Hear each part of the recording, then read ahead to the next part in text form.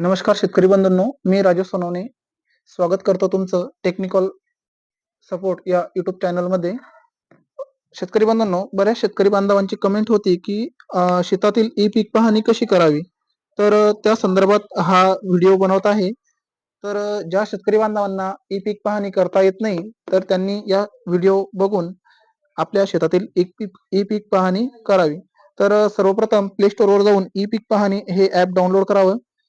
त्यानंतर आपल्या स्क्रीनवर असा आयकॉन दिसेल, त्या आयकॉनवरती ई पीक पाहणी या आयकॉनवरती क्लिक करायचं. ई पीक पाहणी आयकॉनवर क्लिक केल्यानंतर असा इंटरफेस तुम्हाला आपल्या मोबाईलवर दिसेल. याला साईडला स्क्रोल करायचं. इथं विभाग निवडावरती इथं ऑप्शन येतं. आपला विभाग संभाजीनगर येतो म्हणून आपण माझा विभाग संभाजीनगर येतोय म्हणून मी संभाजीनगरवर क्लिक करतो. त्यानंतर पुढे जावरती क्लिक करायचं. त्यानंतर इथं 3 ऑप्शन येतात. लॉग इन तर आपण यातलं शेतकरी म्हणून लॉग इन करा यावरती क्लिक करायचं. इथे तुमचा मोबाईल नंबर टाकायला ऑप्शन येईल. मोबाईल नंबर टाका आणि पुढे जावरती क्लिक करा. इथे खातेदाराचे नाव इथं आतापर्यंत मागच्या वेळेस तर तुम्ही ई पीक पाहणी केलेली असेल तर इथं तुमचं नाव दिसेल, नाहीतर इथं नाव तुमचं दिसणार नाही. त्यासाठी तुम्हाला तुमचं नाव इथं घेण्यासाठी नवीन खातेदार नोंदणी यावर क्लिक करा. त्यानंतर इथं विभाग ऑटोमॅटिक येईल.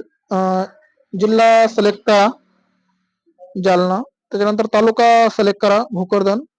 त्यानंतर गाव सिलेक्ट करा. आता मी माझं गाव इथं सिलेक्ट करून घेतो.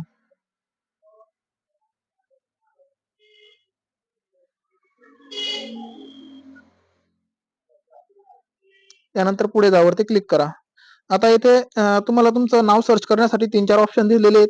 पहिले नाव, मधले नाव, आडनाव, खाते क्रमांक आणि गट क्रमांक. आता सगळ्यात सोपं मला गट क्रमांक पडतो. मी त्यासाठी गट नंबर टाकतो.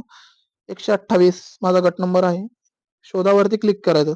शोधावर क्लिक केल्यानंतर सॉरी इथं 127 झालं, 128. शोधावरती क्लिक करा.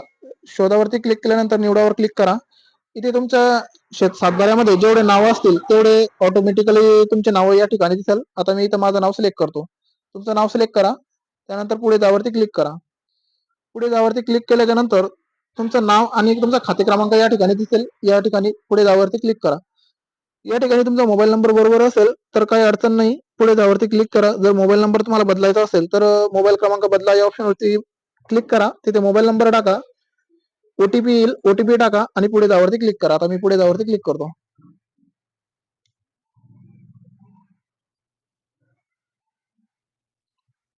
थोडं नेट स्लो आहे त्याच्यामुळे प्रॉब्लेम येतोय.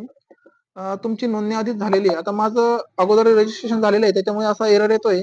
तुमच्या याला हा एरर येणार नाही. पुढे जावरती क्लिक करतो. आता ही प्रोसेस झाल्यानंतर खाते क्रमांक निवडावरती क्लिक करा. या ठिकाणी तुमचं नाव दिसेल. त्या नावावरती क्लिक करा. संकेतांक तुम्हाला माहित नसेल तर इथं संकेतांक विसरला यावरती क्लिक करा. इथे खाली संकेतांक दिसतो 8873. 8873. पुढे जावरती क्लिक करा.